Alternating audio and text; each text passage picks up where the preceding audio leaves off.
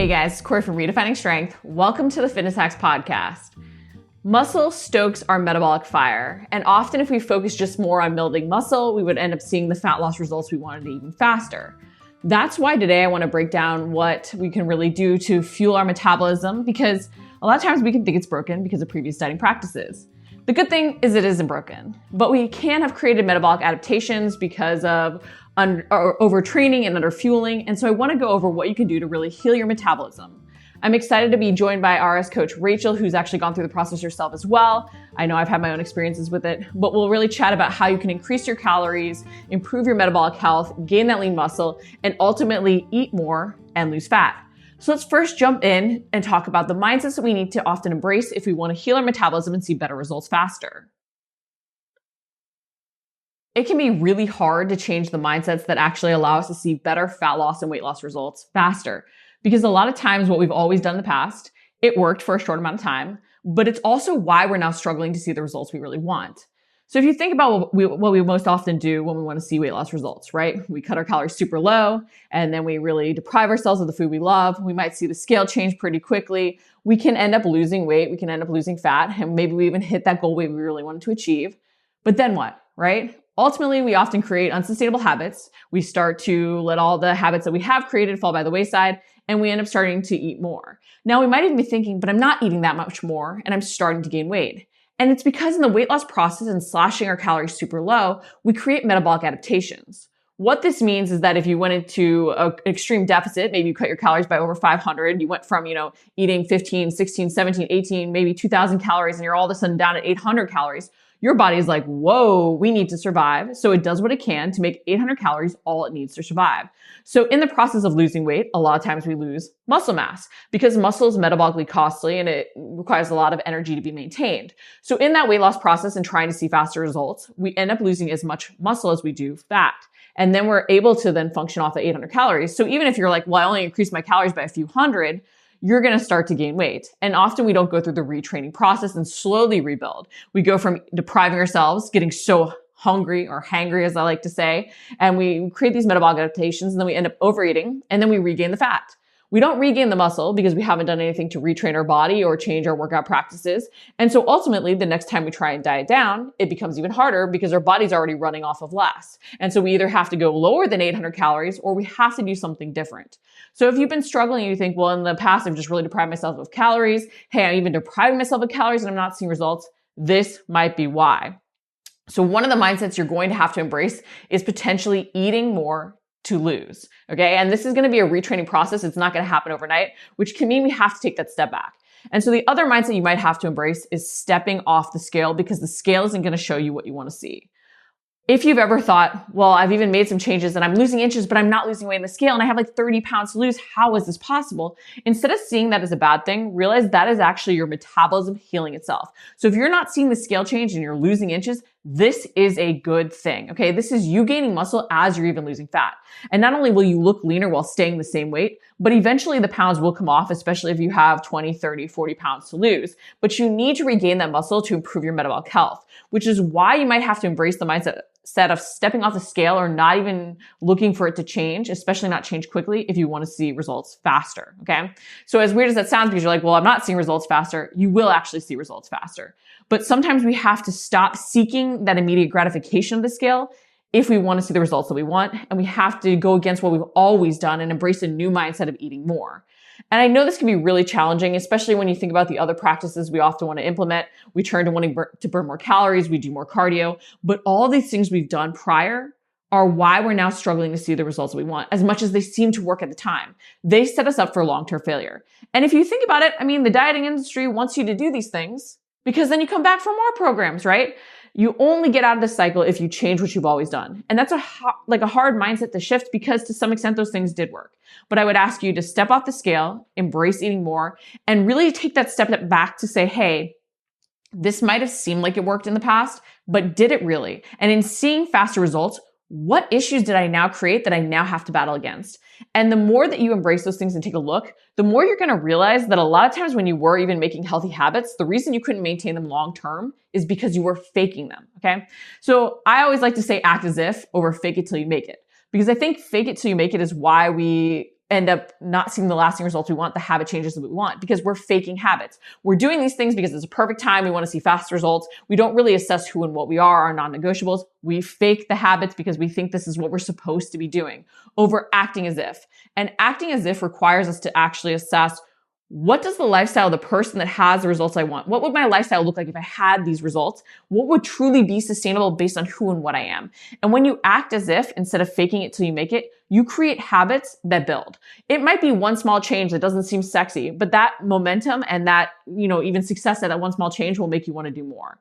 So again, it's even changing the mindset of going all in and the fake it till you make it to acting as if. What are the small changes I can do to act as if I have the results that I want? Because if you start acting as if, ultimately you'll end up acting as you are. And that's where those habits become something that we are not requiring ourselves to constantly try and force ourselves to maintain. They've truly become something that we have the discipline to do because they're so easy and almost unconscious at that point. That's what discipline is.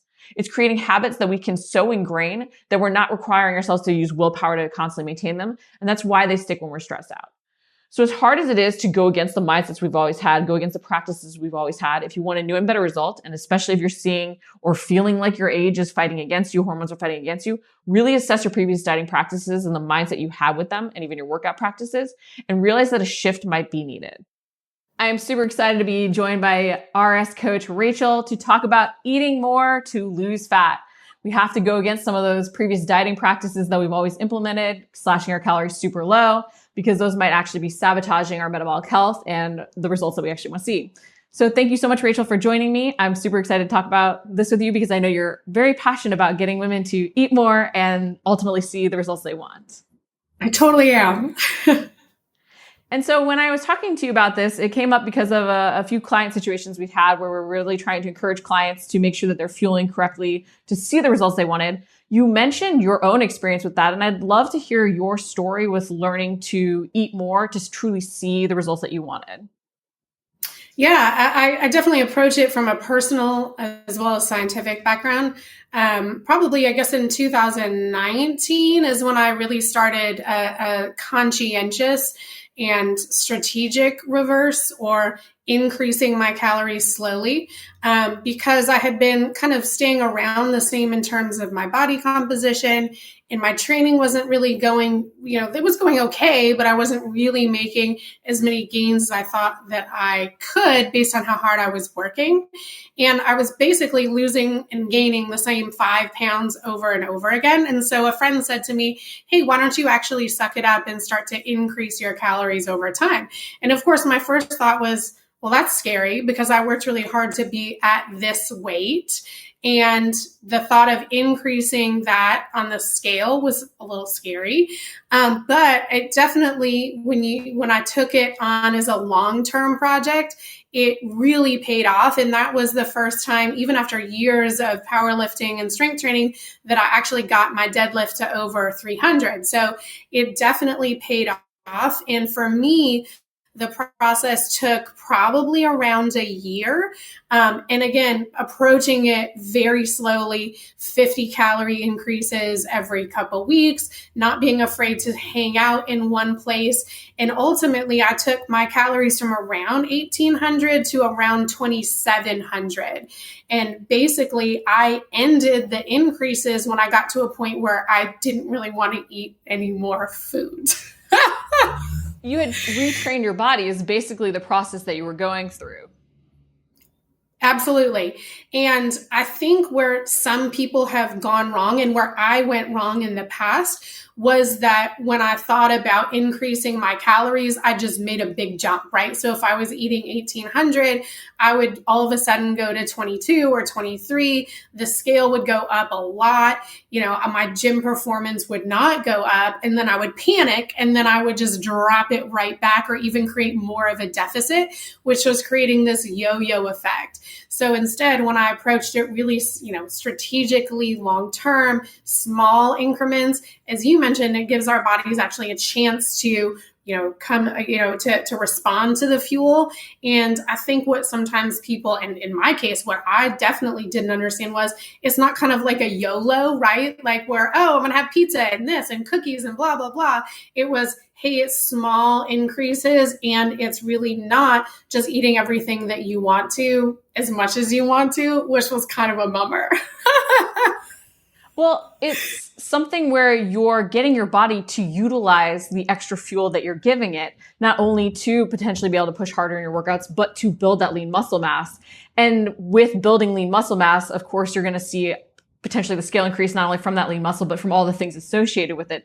So it is embracing seeing the scale go up and knowing that there's other ways to measure progress to see that body recomp, but truly understanding that it's not just that cheat day where you eat a ton and you eat whatever you want, because yes, of course, that's going to be stored, like water weight being stored from like inflammation and glycogen storage and sodium and all these other things. And it is going to be calories your body's like, I don't know what the heck to do with these. Okay, we'll store them as fat, right? Right, exactly. And I think the most important thing was having a plan for my training, because what we need to do is we want to be putting those calories to good use, as you mentioned, increasing and really investing in muscle building. And so that's the best time to really be strategic with, focusing on maybe some heavy lifting, some different goals in terms of, whether that be, more bench press or deadlift, or even can I do more push-ups? Anything along those lines, but we need to have that training going in concert with the increase in fuel so that, as you said, we can be maximizing those gains in terms of muscle.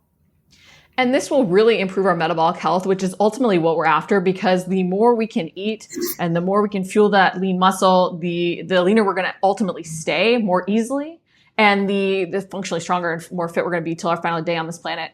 But even knowing this, right, as you mentioned, it was a scary thought to increase your calories, especially when you potentially worked really hard to get down to your goal, right? So if someone's coming out of this weight loss phase, they've finally reached their goal, they know they need to do this, or they've realized their calories are super low and maybe they have plateaued.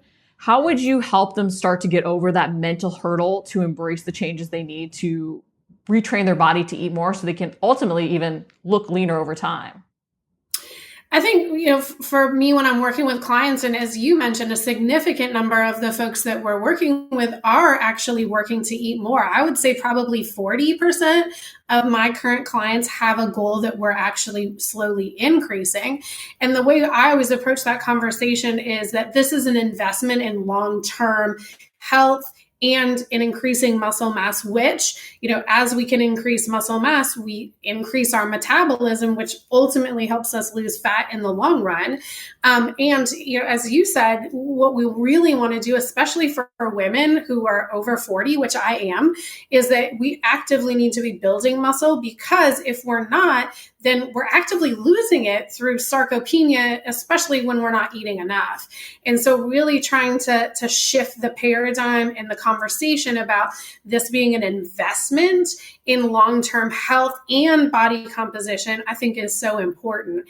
And also, like for me, having specific goals that are not related to body composition. So for me, with my competing background, that was easy because, I could say I have a deadlift goal of this, or a bench press goal of this, but I would encourage everyone, hey, can we have other goals beyond just the scale or sizes, something beyond that? Because ultimately we're not just our body composition, right? Like we're awesome, strong, kick butt people who need to be celebrated and have goals that are beyond just the way that we look. And even thinking about goals as your energy levels in everyday life, your ability to take on new challenges because you slept really well, right? You can set even some of those like lifestyle goals of how you want to feel in your everyday environment. And I think that's one of the things that RS does really well, is the fact that we do encourage people to focus on some of those other things that probably we just don't pay attention to. And when someone prompts you about your sleep or your energy or your mood, and you can say like, oh yeah, I actually do feel better. I do sleep better. I haven't snapped at my husband in, 2 days, whatever that looks like. When we eat more, it tends to help us in a lot of different ways. And, when we have more energy, we typically feel better and are nicer to be around. true. When we're not hangry, that's always a good thing. Exactly. Exactly. Going back to that too, like I think so often like previous dieting practices, what we've always done, what the dieting industry tells you to do is create this extreme calorie deficit to lose faster. And that has resulted in the past in changes on the scale more quickly. But what we also don't recognize is that nothing works forever because our body is not the same forever. And so when we were younger, that might have worked too, because there are more optimal hormone environments. As when we're younger, like our body is like, yes, I want to grow stronger. I want to do these things, right? So we can have improper practices that do result in the end result we want, right? Our metabolic rate is naturally higher. But as we get older, as we even see those hormonal changes of perimenopause and menopause, we have to recognize that we're no longer dealing with the same optimal environment within our body. And so the more we implement some poopier dieting and training practices, the less we're going to see the results that we want. So therefore, undoing or going against what we've always done, as scary as that can be, is often really key. Right. And I think sometimes people don't think about adding calories in, especially if they haven't reached their goal. It's like, oh, well, I still have 10 pounds or whatever. And so people kind of think, oh, I just need to keep reducing calories and calories. But especially if you're on the lower end of body weight, if you're a petite woman or person, I guess, if you're getting down to calories, 1,200, 1,300, whatever, where do you go from there? Is the answer, I know we were talking about this the other day. Is it 800? Is it 600? Eventually you can't just safely do that. And so of course the answer is you have to go back up, and we can't live in a deficit forever. And one of the other things that, I talk to clients about is if you've been in a deficit for a long time and you're starting to see that you can't stick with it, so you're binging more, you're not tracking, you're going way over, then now is the time to add back in. It doesn't have to be, I reach my goal now, then I can add it. It really is a tool as long-term parts of increasing metabolic health and in losing fat. You can't just take a straight shot to the bottom for most of us, especially if you're over 40. Well, I mean, you hit on so many things there that I want to really highlight. One, it doesn't have to be this straight deficit or straight surplus, right? You can go in waves. And if your body is telling you something, and this actually came up in the Facebook group where a client mentioned that she hasn't been able to really go into a long-term fat loss phase, even though she wants to lose fat. And, this can be because the stresses are in our life. It could be maybe the calorie intake is a little too low for other activity. Maybe it can be just, again, mentally, we don't necessarily have the motivation to go as intensely as we would like to see results. But I told her, I'm like, well, why not do the fat loss phase for the amount of time you seem mentally able to right now, the 2 weeks, and then come out of it for a week strategically. And I'm like, and then you can go back into it, right? There could be waves. And even in maintaining our results, and you could see it in her photos, even in maintaining her current results, she was seeing that body recomp happen, because maintaining isn't standing still. It's doing the habits that help create that set point. And as our body adjusts to that set point and even does build lean muscle while staying seemingly still, you're increasing your metabolic rate, which will then help you lose fat even on the same amount of calories just because of that shift. So it's something that you don't have to take this one linear approach. And just because you're not at your goal doesn't mean that you shouldn't sort of allow things to ebb and flow to be able to be more consistent overall. So in terms of that, if someone is looking to, let's just say, keep moving forward, but they're not as mentally motivated, how would you help them embrace the process of making some small changes or staying focused enough when they're not necessarily driving forward towards the fat loss phase, or they're even like, well, I don't really know about a performance goal right now? How would you help them find those habits that allow them to still see results and stay consistent enough when they're not as motivated? I think for me, having a pair of pants is something, or some kind of article of clothing. And I would encourage, for me, when I was going through increasing calories, I really went through periods of time where I didn't get on the scale, just because even though I know better, even though this is my job, even all of that stuff aside, watching the scale go up, even though it's not like a straight climb, but a couple pounds here, a couple pounds there, if you panic. And so I definitely went for several weeks without getting on the scale. And that helped. And then having a pair of pants, in my case, it was a pair of jeans. Can I still fit into these? And one thing that I noticed was over months and months and months, the butt was tight, but the waist was not. I was like, all right, that's okay. And so having, some kind of measure in addition to, maybe doing measurements or, photos, those types of things I think are really important. And then ultimately too, just as you said, this isn't forever. This isn't something that you're going backwards. And really, when I'm working with clients, I try to sell the negative on it. Like, hey, this is totally different. I actually had a new client a couple of weeks ago, and she really needs, because she's so active in her, her outside life. I was like, hey, we really need to increase calories. And you could, and she said, up front, to her credit, like, hey, this sounds really hard. This is something I've never done before. And what I said to her was, hey, I bet if I told you need to eat less, you'd be like, cool, got it. And so really, I'm telling clients up front and having a conversation, in many ways, increasing calories is harder than dropping if you're trying to create a deficit, because like you said, we've been told our whole lives from the diet industry that getting lower is better. And frankly, I think that the diet industry thrives on a diet isn't successful unless you're miserable. Like, how many of us have been like, I am so hungry, I'm so weak, I'm so whatever. And you're like, oh, good, it must be working. Like when you tell people you can eat more food and feel good, it's almost like they just can't believe you. And that makes sense because we've been conditioned to believe that this is true. And then we've done some of those practices which led to faster results on the scale for a variety of reasons, which most of the time aren't even fat loss being lost faster, right? And then in that, we say this worked, right? Because you did see results. However, you also have to step back and be like, did it actually work? Because you're looking for a new solution right now because it wasn't sustainable. So how can you find a way to make it sustainable? And even in going back to that, you said it's not forever. And I think so often, even in like overselling the negative, right? We also don't set end dates of like, hey, this might happen, this might happen, this might happen. All these things are not necessarily great, but I'm doing this experiment for X amount of time. And then I'm going to reassess. And I think even that can help us trust in the process a little bit more. Like, hey, I'm bumping at 50 calories and I'm doing it for this long. Knowing that no, results don't happen as fast as we'd like ever. But in sometimes giving ourselves that end date, we can trust in the process a little bit more. And then make strategic decisions based on that. Like going back to your pants, right?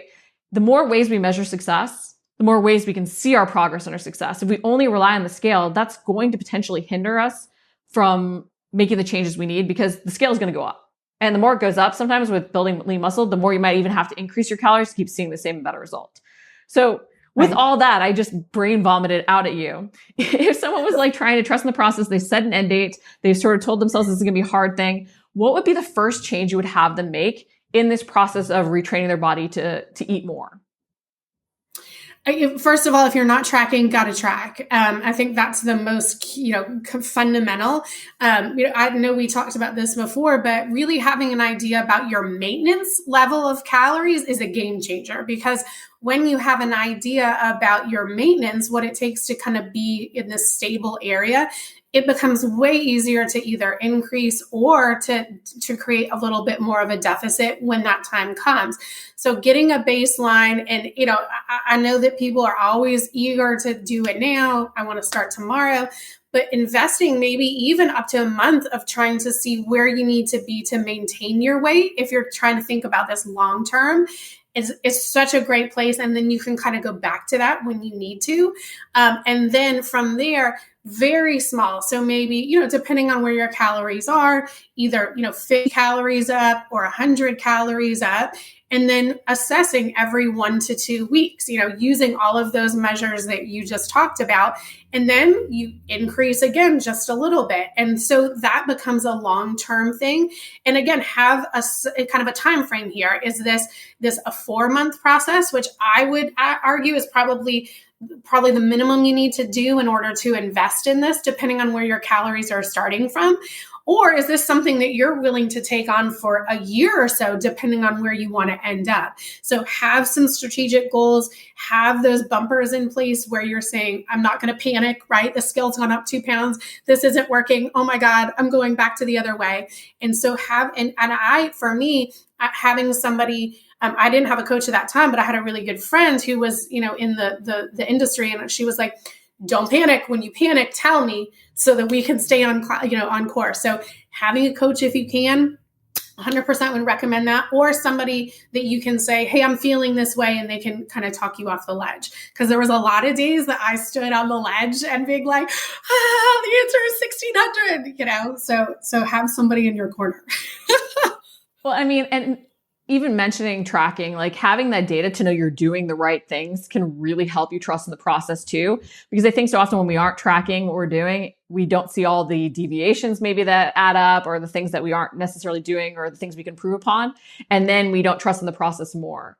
And I would even highlight with calories, focus on those macros, focus on that protein. Even when you first start, make one change at a time. Like maybe, you've been eating in more of an extreme macro breakdown to lose the weight. Maybe you go more to even thirds first to work in a few more foods. And then when you see that working, you bump your calories. Or if you're really comfortable in your macro breakdown and you say, hey, I'll trust in it more because I know this ratio really works for fat loss, muscle retention, whatever else, body recomp. And then you bump your calories from there. By making only one change at a time, you can help yourself trust in the process. But give yourself those boundaries, and instead of trying to take yourself too far, light years outside your comfort zone, just start to push the comfort zone a little bit and give yourself those ways of checking in. It sounds like that's the easiest way to ease in. And as we talk about too, data is so powerful because, research tells us that it takes, approximately 3,000 extra calories to add a pound of fat. And so if we think about it, if we're just adding, say, 50 or 100 calories every few weeks and we're training hard, the math just doesn't add up. So logically, we can look at the data and say, I didn't eat 3,000 extra calories this week. And so that can help, calm the irrational thoughts, at least for me. And the other part that I think a lot of times folks don't know because they're just not familiar with the science is that as we increase our calories, other things like NEAT, so our non-exercise activity thermogenesis, so the fidgeting we do, the standing instead of sitting, all of those things increase as well. And so it can help to moderate maybe some of the gain that would happen. It's a fascinating area of research. And that is a lot of the driver about increasing calories over time is your body kind of does its best to burn those off. So it's really fascinating. And the body has a lot of ways to utilize more fuel effectively to help us reach our goals. It's almost like making a checklist for yourself of, okay, I'm tracking, I'm increasing by this amount, I have this end date. I'm going to even make an effort to get up and move a little bit more throughout the day and be more active because I will feel energized. And then maybe even on the days you do the check-in, putting a checklist of, okay, what is my emotional state before I'm going to do this check-in? Because I know if we're upset or whatever else, we bring those emotions to whatever the weigh-in is. So on a day we might not be upset by seeing the scale go up. If we're in a bad mood, that can then make us upset with that. So maybe assessing your emotional state before you take some of your progress measurements, maybe even reminding yourself of the reasons why things could have gone up. Like, did you do a hard workout the night before? Did you eat more carbs late? Did you eat later? Sort of doing that little self-assessment as we're gathering data to take the emotions out of that data. And again, remind ourselves, yes, I didn't eat 3,000 extra calories to end up having gained a pound. It's potentially all these other things can really help. So it's like the more you're going in prepared with a strategy and an end date, it sounds like the better off you're going to be. 100%. And I share with clients all the time, my story, I came from, in my early 20s, I was a long distance runner, at 5'7", at my lowest, I was 112 pounds. I kind of floated around 120. I was on the small side of, height to weight. And then now 20 years later, my weight is typically around 140. So that's 20 pounds. And I tell clients, that's why the scale isn't necessarily the best measure. And B, it took me a long time. It wasn't that I woke up one morning and all of a sudden I was 20 pounds heavier. It was years of building that. And so, that can really be reassuring for people that you're not going to wake up one morning after increasing your calories and strength training and you're going to be 20 pounds heavier and look like Hulk. It's a long-term process, but one personally I have found immense value in. A long-term process for better or for worse, because sometimes we want results yesterday, but at the same time, we do overestimate how much we can accomplish long-term, and we overestimate how much we can accomplish short-term and underestimate how much we can accomplish long-term. So putting in that work and staying consistent is super key. In terms of closing thoughts for anybody looking to retrain their body to fuel more, really making sure they're not hangry in everyday life and they're seeing the aesthetic results they want, the performance results they want, where would you have them start tomorrow? Just in closing thoughts. I would say if you're not tracking, track, and then just 50 calories, and assess, as you said, have some strategic measurements in place. 50 calories, every 1 to 2 weeks. See how you feel, and do not be afraid to hang for a minute. You don't have to necessarily increase and increase and increase. And I would definitely think too, just about where you want to be 10 years from now. Dr. Peter Attia, he's a guy in longevity, he's a physician, and he talks about your marginal decade. So the last 10 years of your life, where do you want to be? Meaning, what do you want to be doing? Where do you want to be living? All that kind of stuff. And then train for that, right? So thinking about when we're eating more fuel, when we're building more muscle, when we're increasing our energy, basically, these are all things that are investing in our older adulthood. And so when I get frustrated or whatever, I think to myself, okay, when I'm 80, where do I want to be? And that can really make it a little bit more tangible that I'm investing today, just like a retirement account.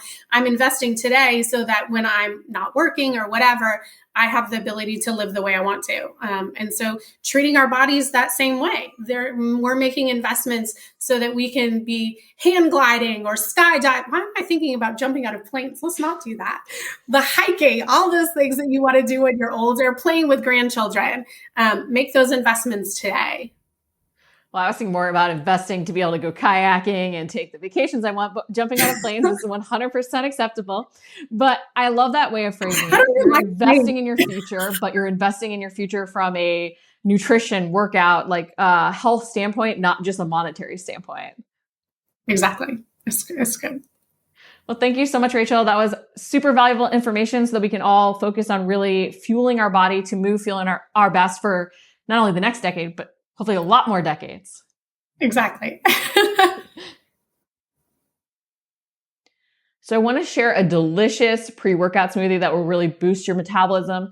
It's a great way to help you accelerate those fat loss results and even get more out of your training. Now, this isn't relying on caffeine. It isn't some quick fix, but it's a great way to make sure that you're hitting your macros in not only a delicious way, but a way that helps you get that little 1% boost in your metabolic rate. So it's the cherry apple fritter smoothie. Okay, in this smoothie, it's about 320 calories, 30 grams of protein, 32 carbs, and 8 grams of fat. The ingredients are 1 tablespoon ginger root, 1 scoop of greens powder, 1 serving vanilla protein powder, 2 cups of water, and a half cup frozen sour cherries. If you want to add ice as well, that can help you blend it to the texture you want. But basically, you're going to add all those ingredients with some extra ice to the blender and blend until smooth. So I want to tell you a little bit more about each of these ingredients. Ginger helps increase thermogenesis, so it helps you burn more calories. It also will promote feelings of fullness and improve blood sugar regulation. It reduces the amount of fat the gut absorbs and can also help decrease inflammation. The greens powder, which I use my apple fritter, provides not only caffeine from the green tea, which can increase your metabolic rate and increase fat burning.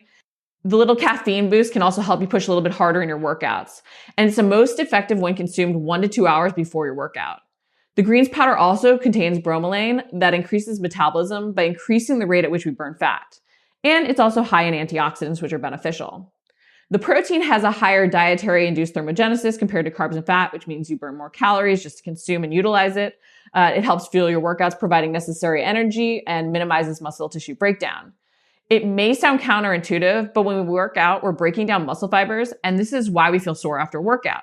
And so we need those protein and those essential amino acids to rebuild, which is why it's great to take some in before a workout. Consuming protein prior to your workout can ensure that your body gets all the amino acids it needs to repair quickly. And the tart cherries are high in antioxidants and polyphenols, and they help fight cellular damage and reduce inflammation. They provide pain relief from your workout and allow you to start your recovery before your workout. So I want to talk about how to build muscle because often I say lift heavy, but there's so much more to it than that. And I want to talk about how you can really improve your muscle mass because it is really metabolic magic. So in talking about building muscle, how do you truly build muscle? And the simple fact is, if it challenges you, it will change you. Now, with that, there are different ways you can drive muscle growth and 3 main drivers of muscle growth that you can utilize.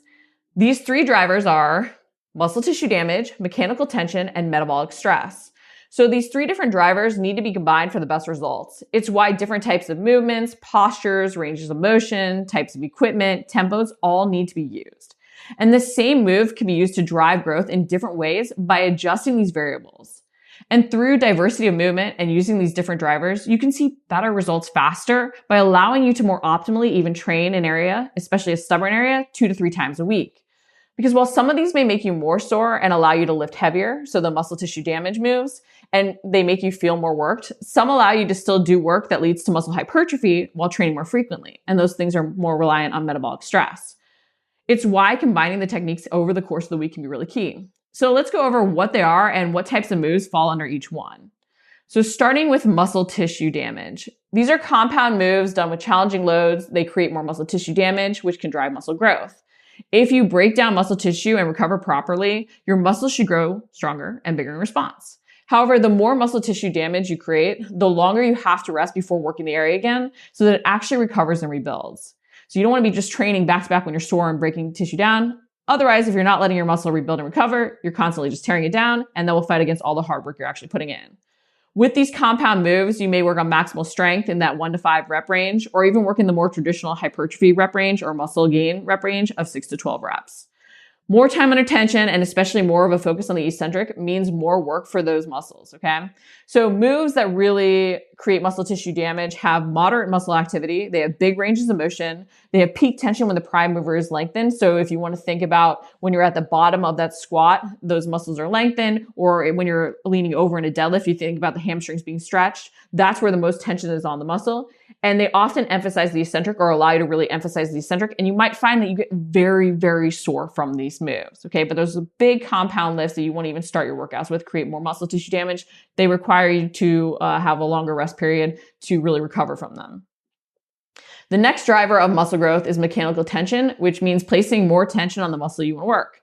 It's one of the ways to do this is by using our mind-body connection to better recruit the muscle while also using the moves that place the most tension on the muscle when it's shortened. And this may allow us to actually create more tension on muscle with even lighter loads, which can be great, especially if you're rebuilding. Now, this doesn't mean you shouldn't still challenge yourself, but it does mean that instead of depending on the load to challenge a muscle, you need to focus on the muscle you feel working. So you got to ask yourself, what do I feel working? And try to activate it as much as possible with your mind. Because if you're doing like a hip thruster and you're only feeling your quads, you're not getting the benefit of the move for your glutes that you really should be. So you want to think about contracting hard. These moves can be more isolated movements. So you might find that you find some isolated movements like cable abductions might even be one of these moves that create a lot of mechanical tension, but also more compound lifts like hip thrusters, okay? Even rows are a great example of something creating mechanical tension because you're going to have the most tension on the muscle or feel the most load applied to the muscle when it's shortened. Okay. So these moves generally don't take as long to recover from, usually 2 to 3 days, so a little less than the muscle tissue damage.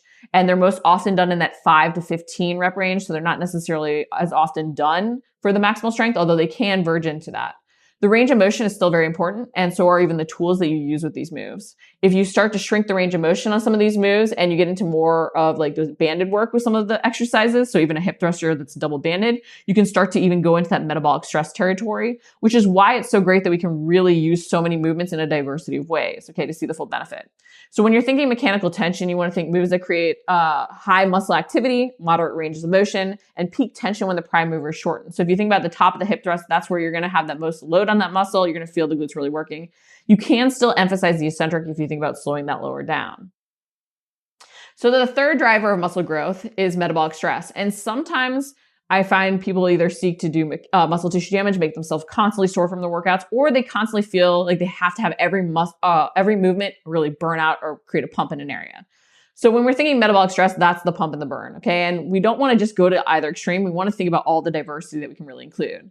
So most of these moves you will feel a lot at the time that you do them, but the next day you'll feel like you could even train again. So the recovery cycle is much shorter for metabolic stress movements, which can be key because it can allow you to train an area more frequently and get in that extra work when you've done maybe like a deadlift for your glutes and your hamstrings, but you want to work it 2 to 3 times a week to really see changes. So they can really also be a great way to improve your mind-body connection and also utilize that mind-body connection to see results. They're generally isolation exercises, and they're can be included in your prehab as activation, but also as like those isolation moves to burn out an area. And so while it might seem strange, because you might have noticed that I did note that these have low muscle activity, it's when you're going to feel that pump and the burn, because the pump isn't so much due to the activation just of the muscle, but also the fact that we're restricting blood flow out of the muscle. So that restriction of blood flow is what creates that mind-body connection, okay? By keeping the muscle under constant tension with quick back-to-back reps, you prevent blood from leaving the muscle, and this makes the cells actually swell, and so you get that pump and that create that metabolic stress. And that burn, so while that is due to the buildup of metabolites that happens due to the constant tension, and especially when you're doing these moves for higher volume. So if you are like a runner or cyclist and you're more in that peak season and you're like, well, I want to keep working on strength, but I don't want to be sore, I don't want to be fatigued, you might not include as many heavy lifts, and you might start to go to moves that drive growth or help you maintain that muscle through metabolic stress. So this is also a way that you can recruit more muscle fibers due to fatigue. So if you think about like you want to recruit as many muscle fibers as you can, if you've done that heavy lift and then you include this after to really fully fatigue an area, you will recruit more muscle fibers because of that fatigue. And this can help you accelerate muscle growth when combined with that muscle tissue damage. So again, we want to utilize all three drivers as much as possible over the course of a week. This doesn't mean randomly stringing together workouts. You want to create that weekly progression because you want to be able to build. Otherwise, you are just going to make yourself constantly sore from the new. So by making sure that you're repeating that weekly progression, you will get less sore from those muscle tissue damage movements, which will allow you to lift more. But going back to the metabolic stress, moves that really create this, they have low muscle activity, they have smaller ranges of motion, they have peak tension, like when the glutes or a muscle is shortened, very tension on the muscle throughout. So like you can often see banded work with this, and they create that pump or burn. So just remember, a diversity is really key if you want to see the best results. Not only do you want to use these different drivers of muscle growth, but we want to vary how we use them.